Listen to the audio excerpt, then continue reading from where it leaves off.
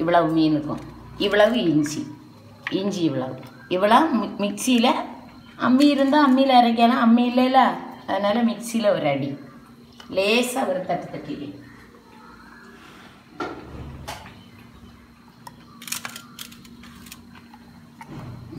நான் அரைச்சி வச்சிருக்கேன். இஞ்சியும் வெள்ளைக்கூடையும் சின்ன உள்ளியையும் அரைச்சி வச்சுருக்கு. வெள்ளைக்கூடெல்லாம் இதுக்கு சேர்க்கக்கூடாது. காந்தாரி மிளகு இதை எண்ணெயில் போட்டு நல்லா வதக்கணும். வதக்கிட்டு இதையும் போட்டு வதக்கணும். குடம்புளி போட்டாக்கும் கறி வைக்கி 4 குடம்புளி. முதல்ல அந்த தண்ணியை விடணும், 2வது இதை போடணும். இல்லாட்டி சாதா புளி போட்டுக்கிடுங்க. உங்கள்கிட்ட குடம்புளி இருந்தால் போடுங்க, இல்லாட்டு சாதா புளி போட்டா பாரு. நான் இப்போ குடம்புளி போட்டு வைக்கேன். ஒரு ஸ்பூன் மல்லிப்பொடி, ஒரு ஸ்பூன் வத்தல் பொடி.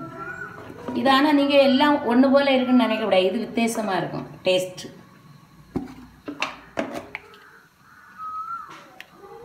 மஞ்சள் பொடி கொஞ்சம் நல்ல மிளகு பொடி போட்டுக்கலாம். ஒரு ஸ்பூன் நல்ல மிளகு பொடி. ஆனால் காந்தாரி மிளகு, அந்த மிளகு பச்சை மிளகு பொடி காரமாக தான் இருக்கும், நல்ல டேஸ்ட்டாக. தேங்காய் எண்ணெய் இவ்வளவு அளவு. உங்கள்கிட்ட என்ன தேங்காய் இருந்தாலும் நீங்கள் ஊற்றிக்கிடுங்க.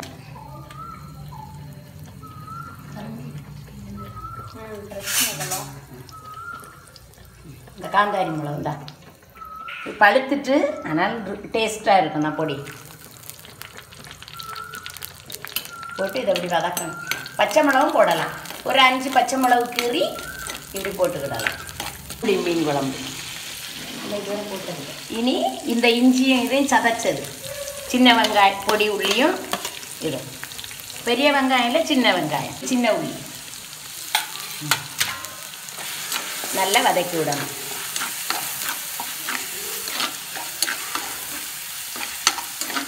பூண்டெல்லாம் போடக்கூடாது, வெறும் இஞ்சியும் இந்த வெங்காயத்தையும் இந்த சின்ன உள்ளியையும் ஒரு தட்டு தட்டிட்டா போதும்.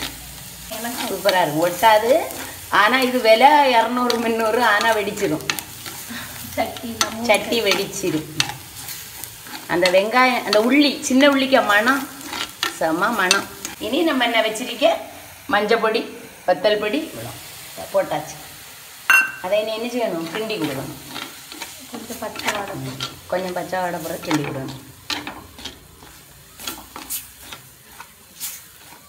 அப்படியே உருண்டு வந்துடும், அது ஒன்று கூட ஒட்டாது. இப்படி சட்டி கிடச்சுன்னா வாங்கிக்கிடுங்க, கிடைக்கும்னா வாங்கிக்கிடுங்க. இதே மாதிரி சட்டி. உப்பு போட்டாச்சு,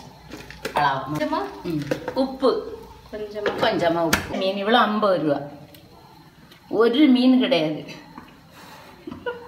ஆனால் கிடச்சி. எவ்வளவு கொதியாக வருதான்.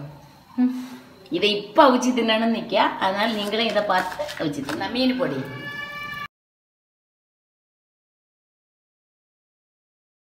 வந்துட்டா, இப்போ வந்துடுவா.